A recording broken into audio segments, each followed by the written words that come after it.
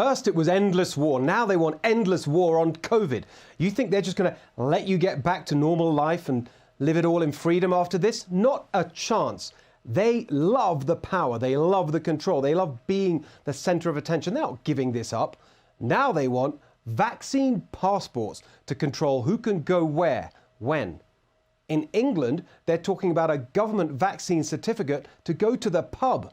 In New York, Governor Andrew Cuomo is handing out contracts to IBM for a Big Brother health passport system. In New Jersey, Rutgers University won't let students into classes without a vaccine certificate. And now, a bunch of power-crazed doctors just argued in the Wall Street Journal that we need a digital rapid detection system, integrating information from all sources, including routine reports to health authorities from medical providers, data from contact tracing databases, digital surveillance apps.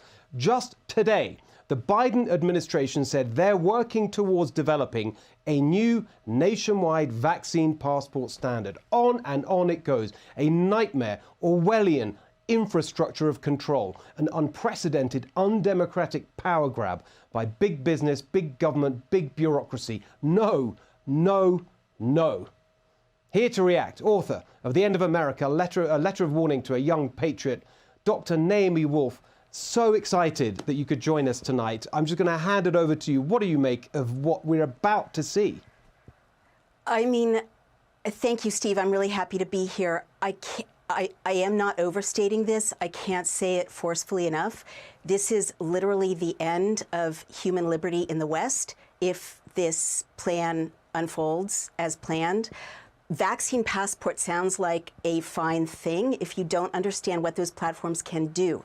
I'm CEO of a tech company. I understand what this platform does. It's not about the vaccine. It's not about the virus. It's about your data. And once this rolls out, you don't have a choice about being part of the system. What people have to understand is that any other functionality can be loaded onto that platform with no problem at all. And what that means is it can be merged with your PayPal account, with your digital currency. Microsoft is already talking about merging it with payment plans.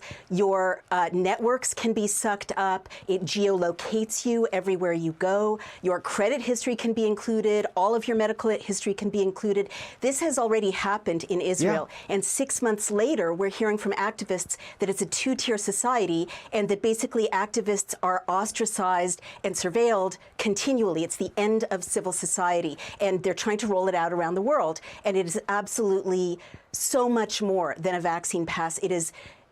I cannot stress enough that it has the power to turn off your life or to turn on your life, to let you engage in society or be marginalized. And by the way, the last thing I'll say, IBM has a horrible history with Nazi Germany. Its subsidiary created a kind of precursor of this with punch cards that allowed the Nazis to keep lists of, again, a two-tiered society, Aryan and Jew, in such a way that they could round up Jews, round up dissidents, round up opposition leaders very, very quickly. It's catastrophic.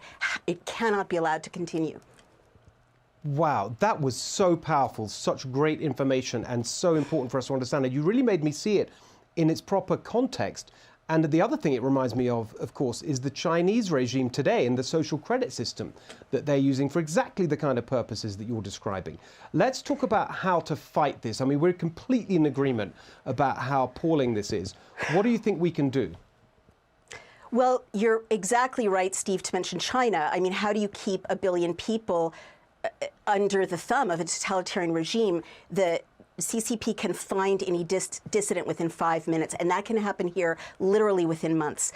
How do we fight it? Well, that's a longer conversation, but I've launched on my own platform a kind of freedom movement for left and right to come together to run people for state senate, to run people against tyrannical governors like Gavin Newsom, my own governor Cuomo, who's rolling out this tyrannical pass, you know, under emergency powers, and to really unite to take back our Constitution. But we have to bring lawsuits, and there have to be investigations. I mean, this violates the Americans with Disabilities Act. It violates HIPAA. It violates the First Amendment. It violates the Fourth Amendment. And we have to call up an army of lawyers and fund them to, you know, bring every lawsuit, but also just refuse to comply.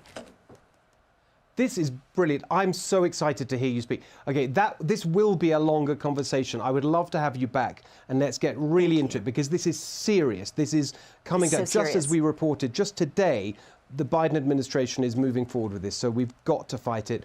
Dr. Naomi Wolf, thank you so much. We'll see you soon. Thank you so much.